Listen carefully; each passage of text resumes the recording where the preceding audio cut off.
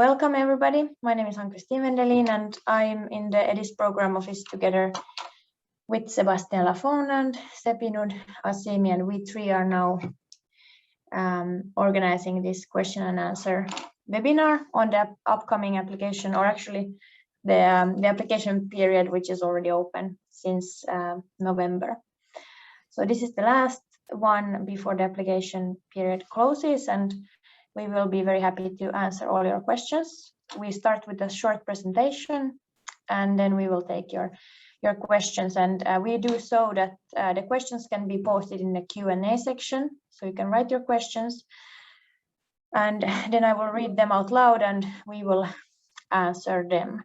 So try to be quite concise so that we have time for every question. Thank you very much. And yes, without further ado, I think Sebastian, you can start with the short presentation on our program. Go ahead. Yep, thanks, Ann-Christine. Can you see my slides? Yes. Well, yes. Okay, great. Thanks everybody to be with us today.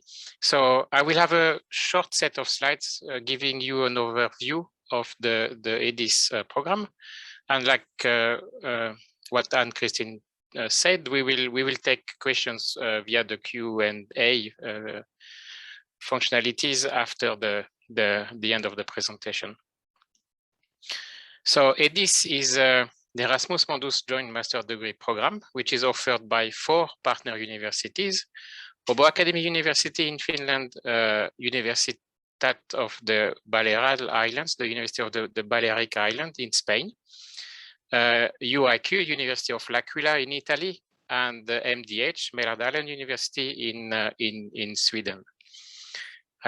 All the students in EDISS takes course in 2 universities. They all will start with us at Åbo Academy University in Finland, and then we'll select one of the 3 other partner university for specialization studies after the end of the first year. All the students enrolled in EDISS are therefore going to get 2 master degrees, one from Åbo Academy and then one from the specialization university.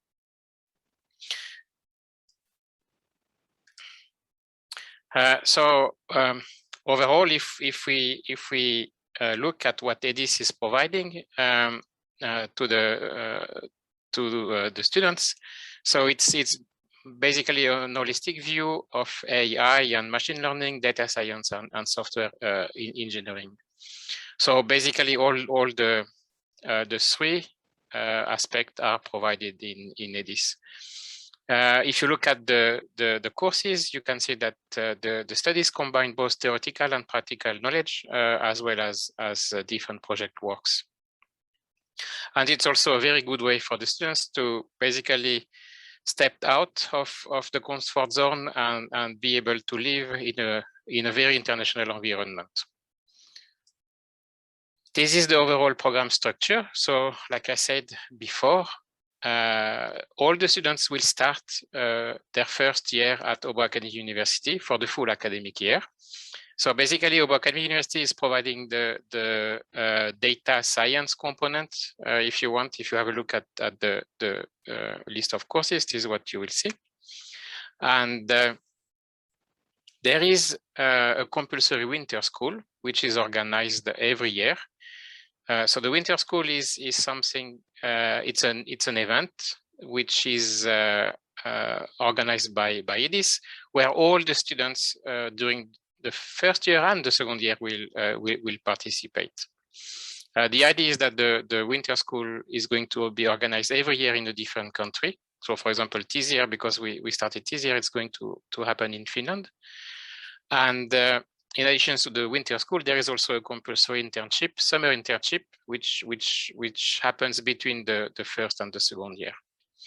So after the first year at Åbo Academy University, providing lectures related to data science, then students can select one of the 3 different specialization tracks. So either software engineering, industrial machine learning, computer vision and intelligent system, or model-driven machine learning / software engineering. So the first one being in Sweden at MDH, the computer vision and decision system in Spain, and then model-driven machine learning at University of L'Aquila in Italy. And then, of course, at the end of the last semester of the second year, all the students work on the master thesis, which is supervised by the host university of the second year, and also can be supervised by Obo Academy University. Yeah, I forgot to tell you the internship. There is the minimum length of the internship is 2 months, and it's done in cooperation with one of our associate company. I will not give you the detailed list of all the courses, but this is something you can easily get from our website. So for the one interested to apply to EDISS, those are the basic admission requirements. You need to have an undergraduate degree, basically a bachelor degree, in computer science or software engineering or any equivalent subject. And then you need to provide proof of good proficiency in English. So either submitted a TOEFL IBT test score or IELTS academic test score. We have few exceptions on the way to prove your proficiency in English. It basically depends on the language of instruction for your bachelor and very importantly, the country from where you got your bachelor degree. But please have a look at our website for very detailed information on the exception criteria. And remember that the admissions to the program is competitive. We do have a lot of applicants, a lot of candidates, and only the best applicants are going to be selected. The program has a participation cost, depending of the students, if they are from program countries or from partner countries. So it's either 4,500 euro per year for students from program countries or 9,000 euro per year for students from partner countries. Program countries are basically all the EU member states plus few other countries, and partner countries are all the other countries. The participation cost covers the tuition fee, insurance we provide to the students, and the compulsory participation in the winter school. We also do offer several scholarships, Erasmus Mundus scholarships. So for the upcoming intake, we expect at the moment to be able to offer 25 Mundus scholarship. And the scholarship contains different types of grants. There is one which is called the contributions to the participation cost, which basically cover the participation cost. So either 4,500 euro per year or 9,000 euro per year, such that students receiving this scholarship does not have to pay the participation cost. Then there is a grant, a travel grant of either 1,000, 2,000, or 3,000 euros, depending of from where you are coming from, depending of your country of residence. Basically, the distance between Obo Academy University and your country of residence. And for program country students, the grant is fixed to 1,000 euro per year. So this is a grant, the travel grant that you get twice at the beginning of each academic year. Then students from partner countries will get a 1,000 euro installation cost grant. That is something which is paid only once at the beginning of the first academic year. And then all students get a 1,000 euro scholarship per month as contribution to subsidence cost. So you get over the 24 months of the program, 1,000 euro per month to cover all of your own personal costs, like, for example, accommodation.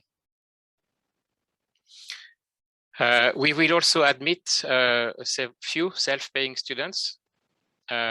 the one applying as self-paying students will go through exactly the same selections process as the one applying for the scholarship. But there is a completely separate applications later in the spring, in beginning of March, only for self-paying students. Then those are the different steps if you want to apply now in the ongoing application period. So application period for the one applying also for the Mondus scholarship. So it already opened mid of November, sorry, and it will close in a couple of weeks on the 27th of December. So those are the steps you need to carefully follow. First, you need to check the academic and English language requirements. You need to fulfill those requirements. Then you need to actively prepare your application documents. On the website, there is a list of all the documents you need to upload with your application form. Then you apply online on the studyinfo.fi portal. This is the national Finnish portal to apply for studies in Finland. After your applications, then the admission results are going to be published in March 2022.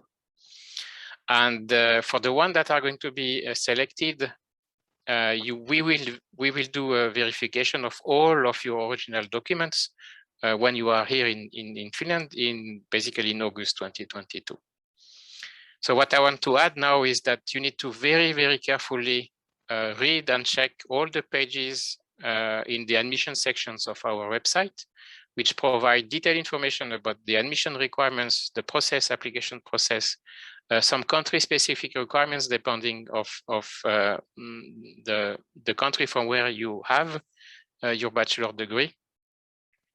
There is detailed information about how we are going to evaluate all the applications, and there is also very important FAQ question and answers on the website. Please go through them before you ask any questions. There is high chance that the answer is already there.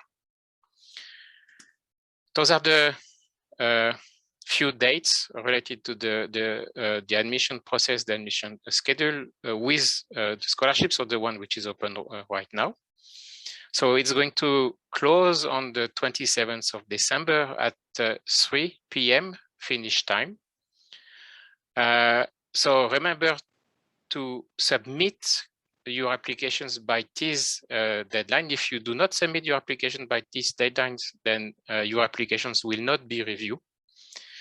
For the one that submit the applications by the 27th, 3 p.m. Finnish time, they will have one more week to eventually update any possible enclosures, for example, a transcript of record, until the 3rd of January, 3 p.m. Or for example, you have 1 week to re-upload, for example, a new video. When you do upload your video, please do it well in advance, because it might take time depending on your internet connection. So do not wait for the 27th to submit your applications. Do it the latest. We highly recommend that you do it the latest a few days before the deadline. Then we are going to contact in March 2022 the admitted students, the one which we will offer a Mondus scholarship, and those students will have 7 days to accept or reject the offer. Then we will have a set of students on the waiting list in case some applicants reject the offer. Then for the one that are going to be accepted, conditionally accepted, so that means the one that don't have yet a bachelor degree, they will need to send us the proof they graduated, basically their degree transcript and eventually translations, the latest by the 29th of July 2022. That apply only to the one that don't have yet their bachelor, but are going to get it before next summer. And then, like I said, for the one accepted, We will verify all the original documents, basically degrees and transcripts, in August 2022, sorry, when they will be physically here with us at Åbo Akademi University in Turku in Finland. And the study will start in the end of August 2022. Yes, this was my last slide. So I think now we can switch to the Q&A part of this webinar. I am going to stop sharing.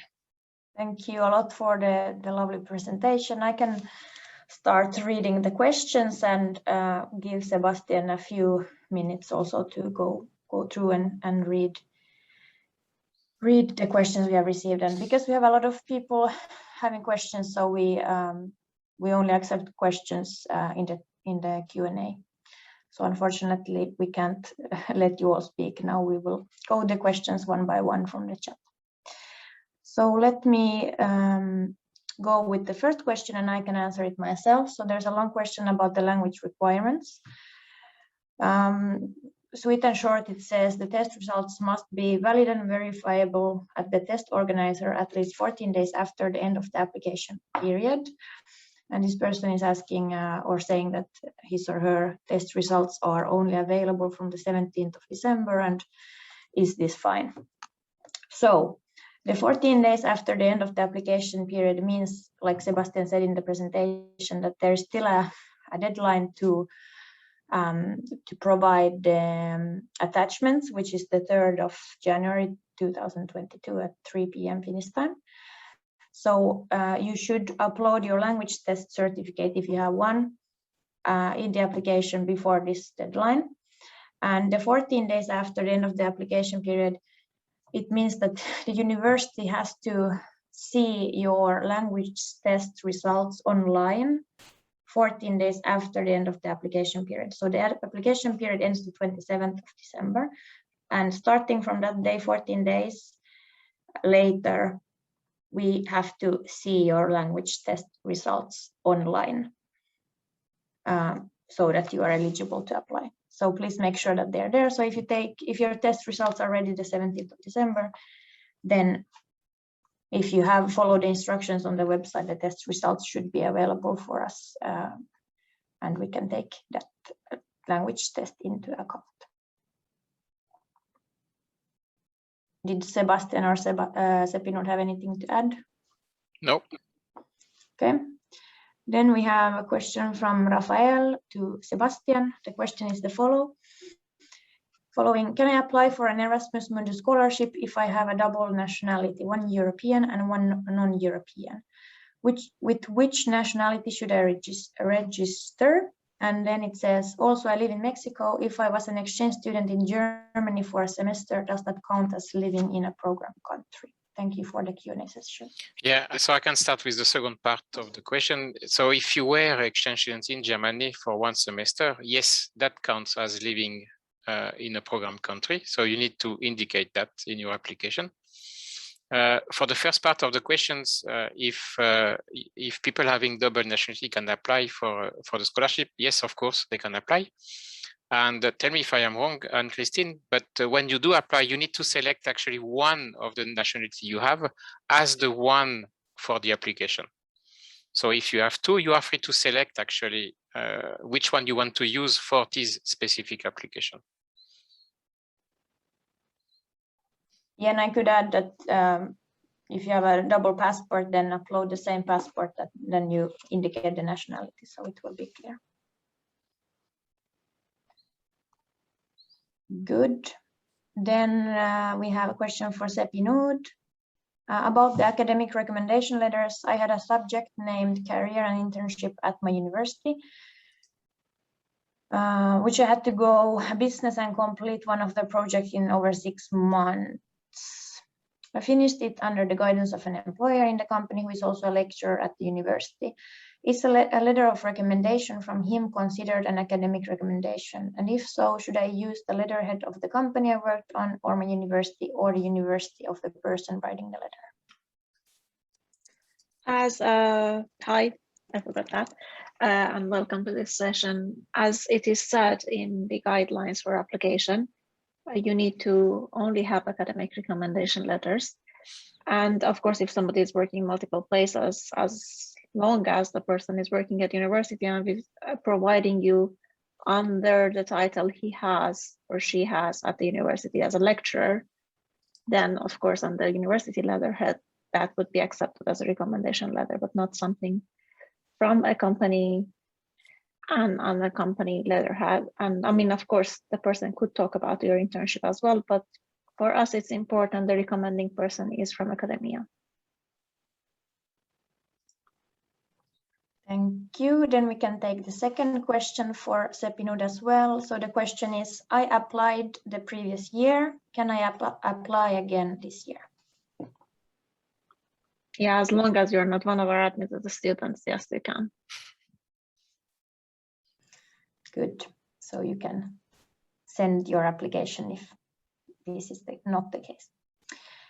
Then a question to Sebastian. What should we state in the 2 minutes plus minus 30 seconds video? Yes, so in the 2 minutes videos, you need to explain us your motivation, why you apply, and then why we should be the one selected for the program. You are free to tell about your background, why you think there is a good fit between your background and this program, and basically give us convincing arguments why we need to select you. Good, thank you. Then I will answer this for the next question, which is, during the application period, do we need to submit also original documents which are not in English or only certified copies? And in the first step, apostille is needed. So yes, you have to also submit your original documents in the original language, and then certified authorized translation. So please see the EDISS website for the admission requirements, where we have clearly stated what is needed. But yes, the original degree certificate and transcript, which are in the original language, and the official translation. And what was the second question again? Here, in which step apostille is needed? I would say that if you already can take the apostille now, it's recommended. But it depends. Different countries have different country-specific requirements, and in some countries, the country-specific requirements can only be followed if you are admitted to the program. So as it's written on the website, we highly recommend that you already fulfill all the country-specific requirements at the application stage, if it means apostille or stamps or these kind of things. But it's not mandatory at the application stage. We will provide the country-specific deadline later on. It will most likely be in September 2022. Good. Then let's take a question from Ricardo to Sebastian. I just received the proof of residence from my municipality. Can I do a free translation of this document, or must this be realized by a professional translator? Yeah, it has to be done by, the translation has to be done by an official translator. So you cannot do it yourself.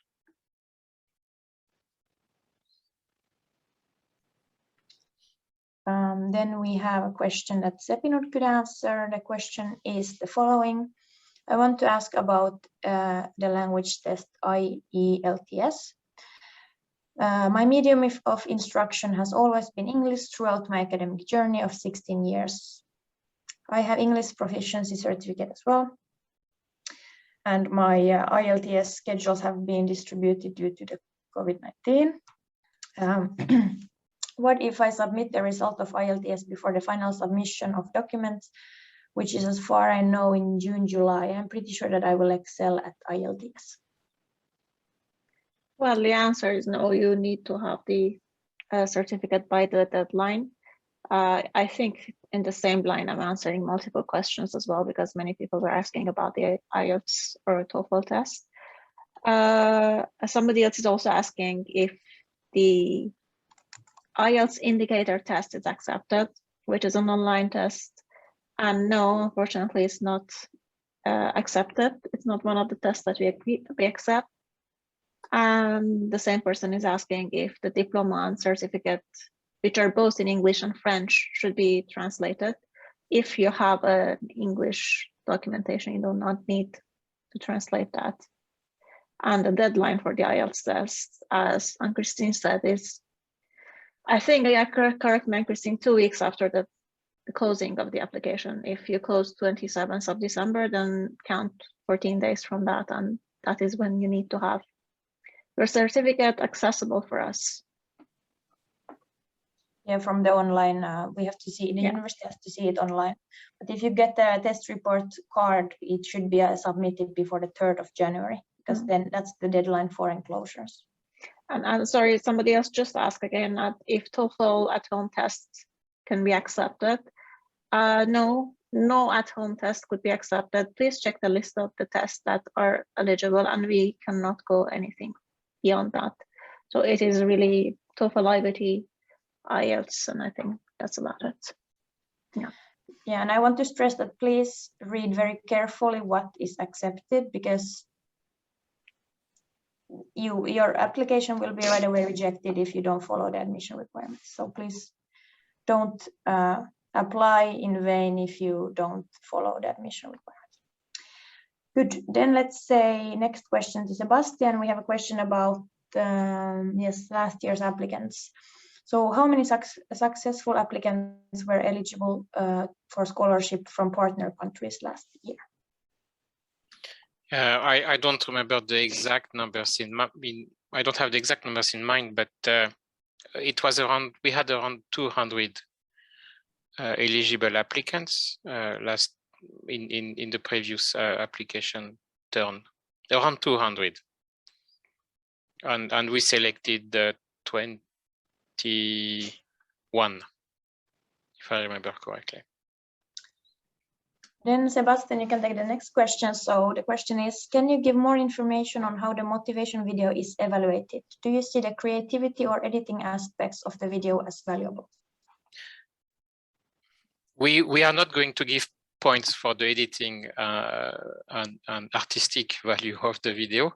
It's always nice to have a nice video, nicely edited video, but it's not going to give you any extra point. So I think it's good, but it's not something we are going to evaluate.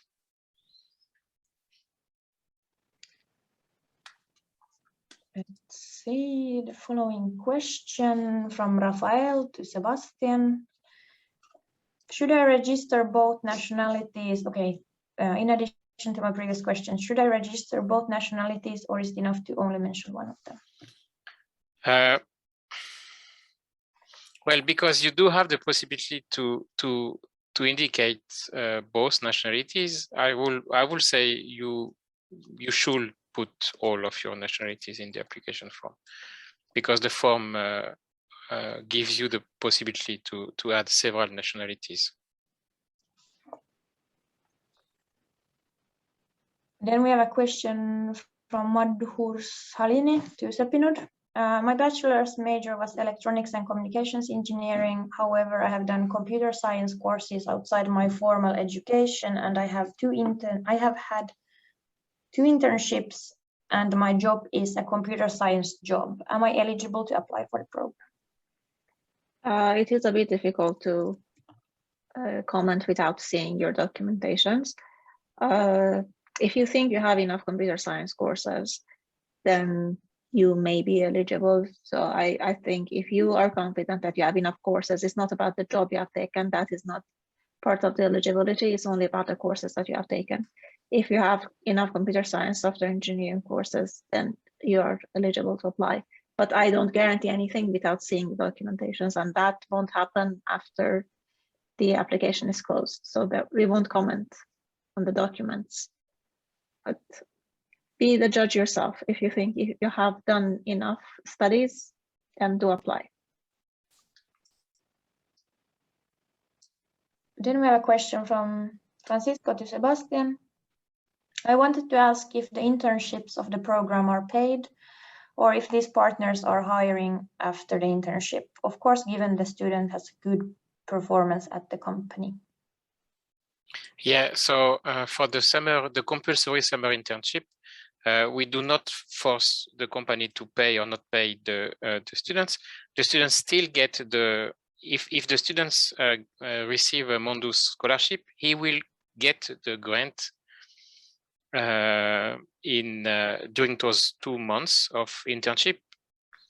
In the case it's not done in his home country, there is some few rules about that, but in most of the case, the students will still continue to get the grant. But it's at the end, it's up to the company policy, internal policy, to decide on if they pay the students for the internship and how much they pay. So it depends of the company. I would say most of them do pay interns during the summer.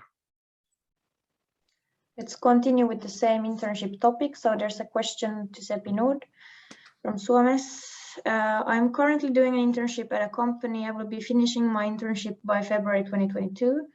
Therefore, I do not have an internship proof yet. Can I still include it in my resume without having the corresponding proof?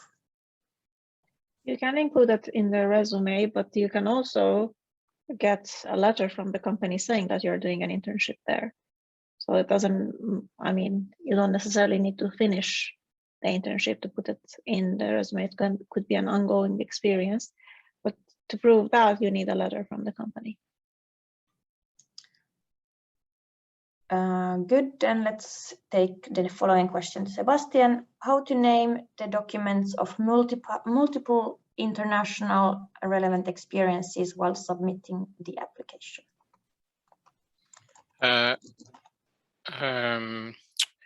Well, if you have several of them, I will say you just add like underscore and then an index at the end of the file, like _1, _2,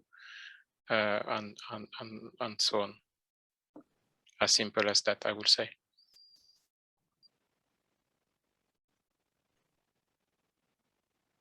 Then let's take a question to Seppi Nord. I have already a master's degree and it will be considered as a section 1, which gives 70% of all points. This master degree will be considered as relevant work experience, which gives 10% of all points. Do you understand the question, Seppi Nord? Yeah, somewhat. You cannot really double score from what the same thing. But the point is that you're going to be judged for that 70% based on your bachelor degree, not your master degree. Your master degree won't be the basis for the academic merits, simply because this is supposed to be a master's degree and it's going to be a fair competition.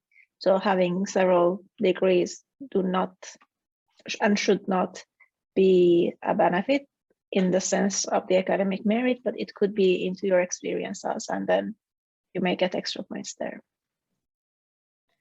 And I could add that if somebody has several bachelor's degrees, so in the application form, you should indicate which one of the bachelor degrees you want to be assessed under the criterion 1.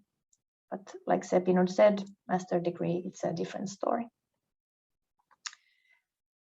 Seppi Nord, you could take, or let me go back to the first question so that we keep track which are answered. So next one is for Sebastian. My understanding is that the written letter of motivation is replaced by the video. Is that correct? Well, it's correct in the sense that we do not ask you to upload a motivation letter. This is correct. But you still need, there is still a personal motivation section in the application form with the video and 2 other text box with questions you need to answer, which are still part of the your motivation. So it's correct, yes, but there is 2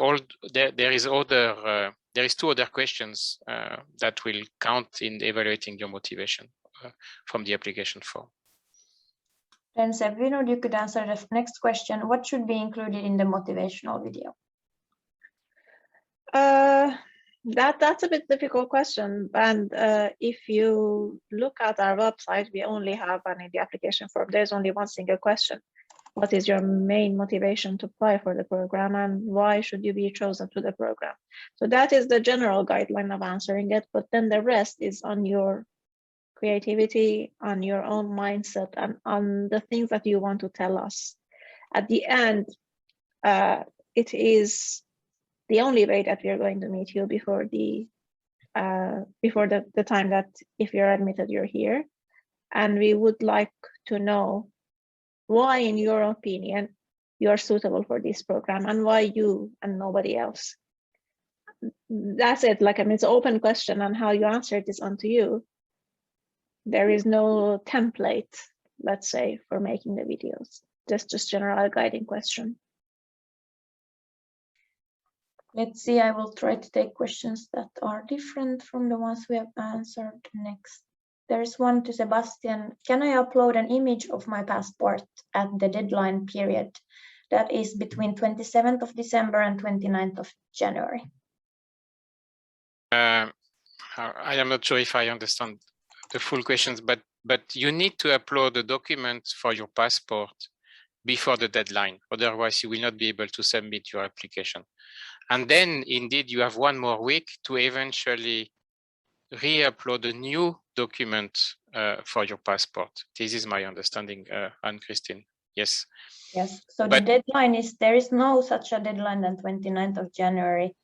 Deadline is 27th of December, and please try to have everything prepared by the 27th of December. But in the case that you have some attachment that is not ready by the 27th of December, then you have 1 week until the 3rd of January to still upload it. The 3rd of January, you cannot no longer submit any enclosure at all to the online application form.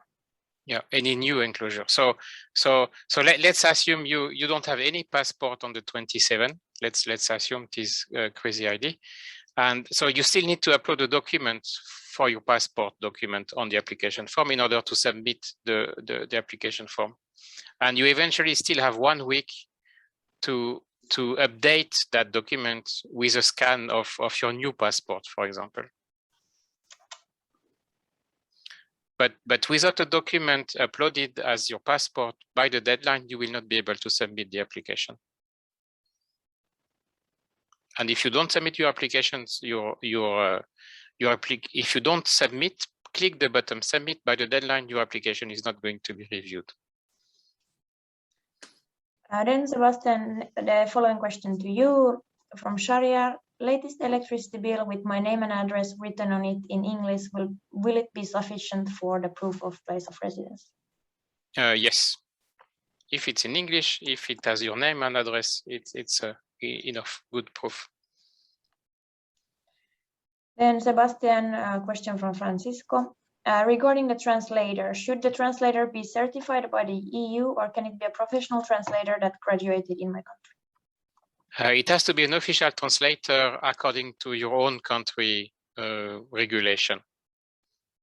To my knowledge, there is not such EU certified translator. It has to be an official translator in your home country.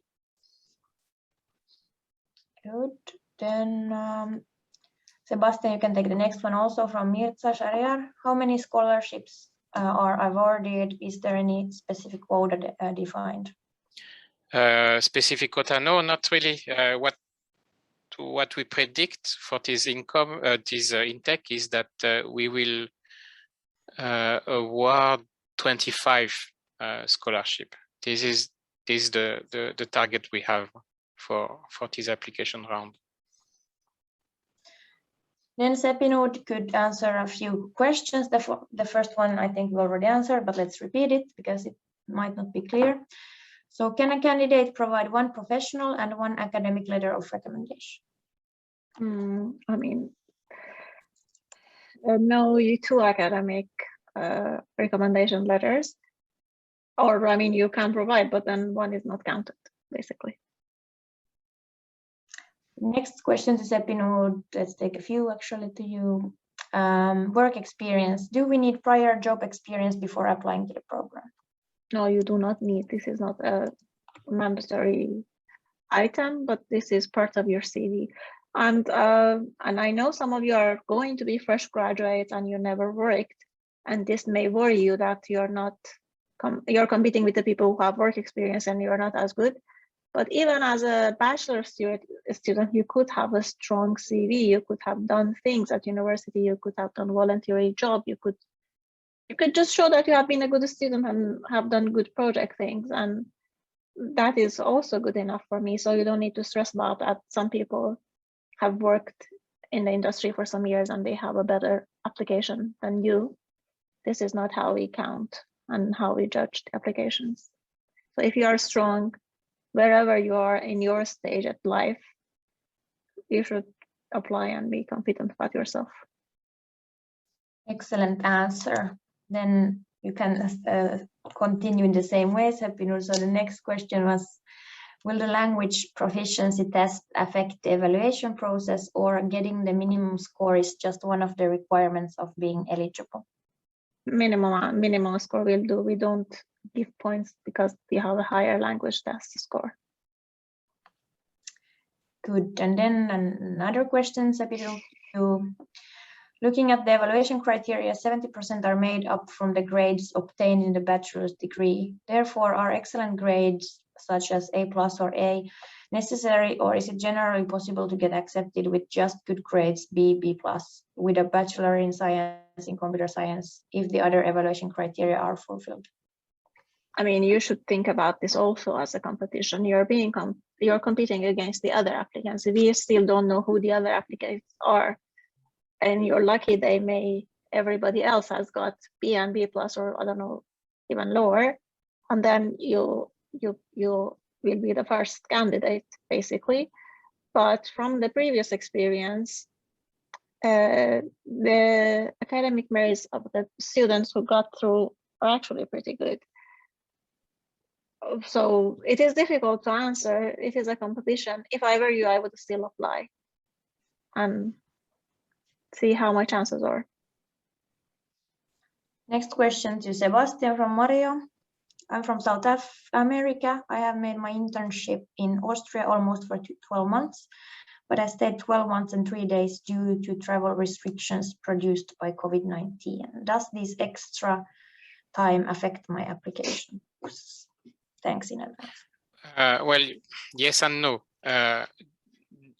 Yes, because if you spend more than 12 months in the past 5 years in a program country, you will be considered as program country applicants. But it does not affect at all your chance to be admitted or selected to the program. You will just be counted as program country student.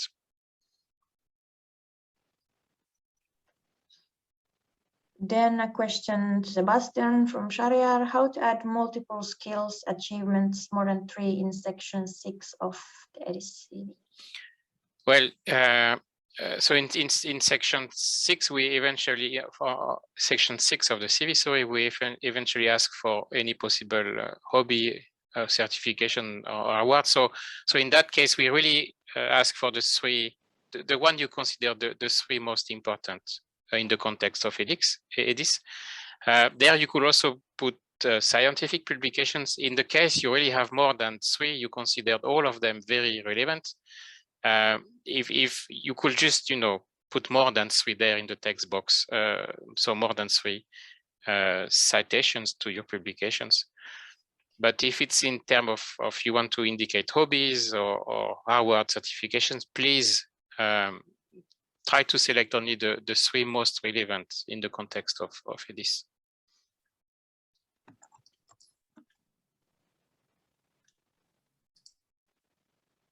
Then there's a question for Sepinur. How many percentage of people are considered for admission?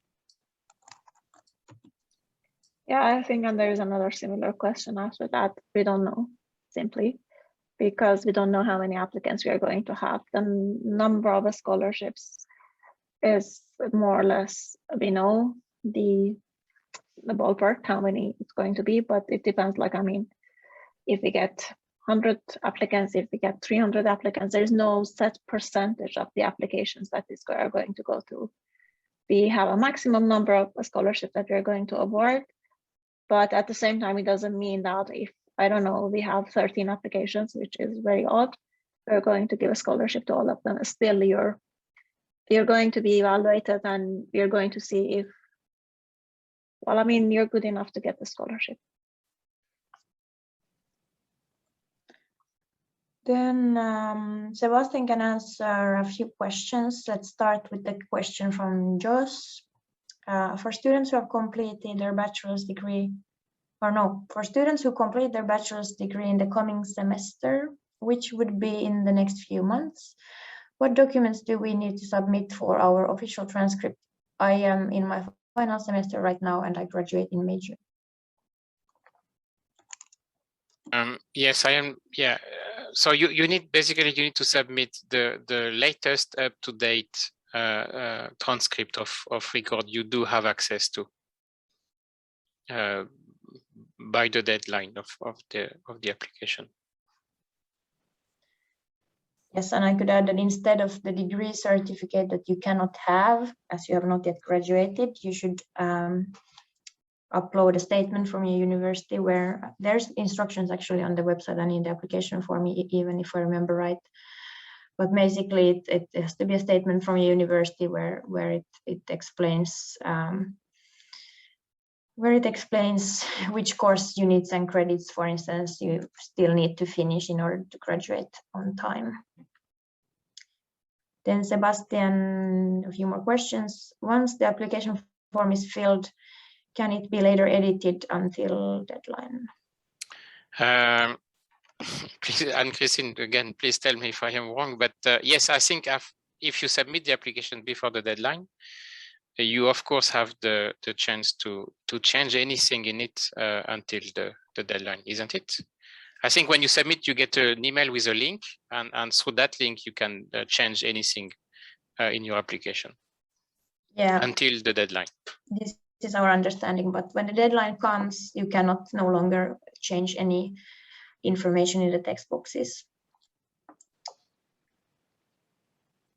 And then if my undergraduate certificate is not ready, would the statement of results from my school suffice? Seba. Yeah, I am not 100% sure what is a statement of result. To me, it sounds like a transcript of studies. So yes, I mean, I think I understand the question a bit as the one before. If you did not graduate yet, so you don't have yet a degree certificate, you need to upload. You need to in your application the most up-to-date transcript of studies, which is probably what you call statement of results from your school. I hope I answered the question. Then I can take the question from Stefan. So the IELTS deadlines are confusing me. Should we send the IELTS certificate to university if it's verified online either way? So let me gather my thoughts. But basically, when you take the IELTS test, you should give the Åbo Academy. What does it say on the website? For IELTS, when possible, choose Åbo Academy University for results to be sent and confirmed. So when you take the test, you should indicate this to the test organizer so that our university can see your test results online. If you take the TOEFL test, then you will need to give a reporting code for the Åbo Academy University when you take the test so that we can see the results. So you will not have to send anything by post, but you will have to see with the test organizer that the test results will be online, visible to us at the latest 14 days after the application period ends. Hopefully this answered your question in a way that you understood it well. Then Seppi Nood could answer question about experiences. Is there any problem if one of my certificates of my relevant experiences isn't available? Well, I mean, if it is not available, means that you cannot prove that that experience happened. So we don't consider that as an experience, but experiences are not compulsory. So you will be one less experience in the CV. So in the sense that it's not compulsory, it's not a problem in the sense that it won't be accounted for yourself. It may be a problem. Then Sepinud, you can take Ritska's question. I'm a Bachelor of Computer Accounting. However, I studied application of data science and accounting. Can I join this program? I'm not sure what was the title of the computer accounting? Yeah. I'm not sure what the degree entails. So it is similar to what I answered to another question. We will look at your transcript and see what courses you have taken. In the same line, I think there were several questions. If, for example, the studies in MOOC are accepted, well, they won't help your academic merit. They won't help much with the experiences also, if you ask me. And there was another question that you have a degree in engineering, and if the degree is accepted, that's a wide range of degrees, so I'm not sure. I don't know. It depends really on the degree. Many of the engineering degrees are not necessarily relevant to this program. And there is a question from Rafael, which I can answer. About the TOEFL IBT, should I send the paper results to the EDISS office right away, or is this step only necessary when accepted and requested original documents? So no need to send any paper language test results to us. We will see them online, but in order for us to see them online, you will have to indicate Åbo Akademi when you take the test, or give the Åbo Akademi code depending on which test you have. And in TOEFL, you will need to give the Åbo Akademi University TOEFL reporting code so that it's visible to us online. Then Sebastian could take the question from Musa Abdullahi. I'm in the 5th semester and the final result of my degree will be in May 2022. Am I gonna graduate? Can I apply for it? The short answer is yes, definitely. So if you graduate before next summer, you of course can apply now. You will be eventually conditionally admitted on the conditions that you do get your degree before the end of July 2022. Then we have a question to Sepinud from Oki. I'm a recent graduate. I have recently graduated from Nigeria. My school offers a proficiency of English. Will that be sufficient? No. Simple answer. I mean, I still refer all of you, because now we are getting several questions about the language, to our website. I think what we have there is actually quite comprehensive. The things we accept and the things we don't accept, and what is the threshold. Please go through that and refer to it later as well when you're doing the application. Yeah. And we're quite strict with the language requirements. Then I give Sepinud and Sebastian 1 second to read the questions, and I will remind all the applicants that we will soon end this webinar. So please try to, or I don't know if we have time for any more questions. So let's see. Than the ones that are in the chat. So let's at least try to answer a few of them. And I can answer just question about the language test again. So the question is it still okay if we didn't mention Åbo Akademi University as a recipient of 4-hour IELTS exam and simply just upload the results during the application period? This answer, I'm not sure. So I would encourage you to double check with the test organizer if we can see it, because we have to see them online.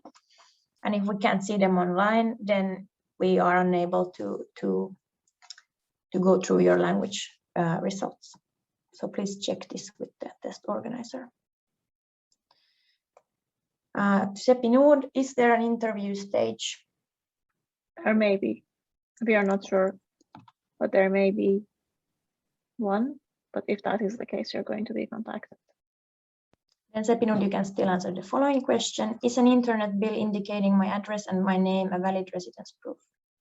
Yeah, so now we're going through the different list of bills, but yes, any kind of bill, internet bill, water bill, electricity bill, that has your name on it and that's in English and that's your address recent bill, then that's going to be accepted. Yes, and I will also add here that please read very carefully the admission requirement page on the website. We have answered this question very well there. So there's different points that you have to follow. If you only follow one point, then it's not enough. But Sepinud's answer was already very good, but please read still on the website what we have written there. Thank you. To Sebastian, can we update the motivational video the 13th January 2022? No, not at all. You need to upload it before the deadline, as simple as that. Let's see what other questions there are. There's a question from let me see. There's a lot of these specific questions, and I would like to stress that we do not have the time and resources to answer individual questions to all our hundreds of prospective applicants, either here or by email. So please understand and respect also that, but we can maybe take a few more. We have 4 minutes, so I will try to take some questions that have not yet been asked. Let's see. There is questions. What research areas are available throughout the program? And Sebastian could take this one. Yeah, maybe Sepinud can help me also. The research area, I mean, we do have several research areas here at Åbo Academy and of course in our partner universities. Maybe what I can give as example is some of the areas where our EDISS students are working in right now through their courses and project works. So for example, we have some EDISS students working on autonomous vehicles using different machine learning based approach for autonomous vehicles. We have some students working more on bioscience application domain in terms of predicting efficiency of molecules to treat different type of disease. For example, we have students working more on the natural language processing type of application domain. And then I am forgetting several of them. What else we have? You have the web testing as well. Yes, we have students working more on I would say hardcore software engineering type of application domain performance. For example, performance testing of web applications using different ML approaches for that. And we have some students working on the efficiency of nanoparticle designs based on machine learning approaches. Yes, we have that. We could have stuffs on IoT domain also, so more industrial type of application and so on and so on. And I mean, this is quite fluid, the research topics. It's not that we do this year and the next year is going to be the same. But I mean, all in all, between Åbo Academy and the other partners, we have a very versatile list of research areas that we could cover. And it changes every year. It's not really the same thing every year, but mostly, at least here, there is some machine learning AI element to whatever we are doing. The application fields are dramatically different, but we, at Åbo Academy specifically, there is a machine learning and AI element to it. Good, thank you very much. I think we can take one more question if there is some that Sebastian or Sepinud you especially want to answer, but other than that, our time is up. So I don't think, I mean, there's any specific question that we really didn't answer. We mostly answered most of the topics. One thing that I can tell you all is, please do read the application guideline that you find in our website. This is quite comprehensive, and I'm pretty sure that you can find all the answers there. Don't second guess yourself very much. So if you think you're good for the program, if this is something that you want to do and you have your documents, go ahead and apply. Don't think that I'm not as good as the other ones. Am I relevant? I'm not relevant. If you think you are and you have documentations ready, just apply. Good. Now it's 5 p.m. in Finland, minus 14 degrees, and we will end this webinar here. Thank you very much for your time, and stay tuned for several interesting YouTube videos to be posted on our Master EDISS YouTube channel, hopefully in the coming days and weeks, depending a bit how we manage with everything. But please remember also to follow us in social media, in Facebook and in Instagram. We also have a newsletter that you can subscribe to. And then for more general kind of questions, you can also always send an email to ediss@obo.fi. But I still want to remind you that, as Sabine said, all the necessary information is available on our website. And I think with that information, you will be able to make an excellent application, and we are very happy to receive them. And we hope to see some of you soon in the program. Thank you very much, and have a nice rest of the day. Thank you. Bye-bye. Bye.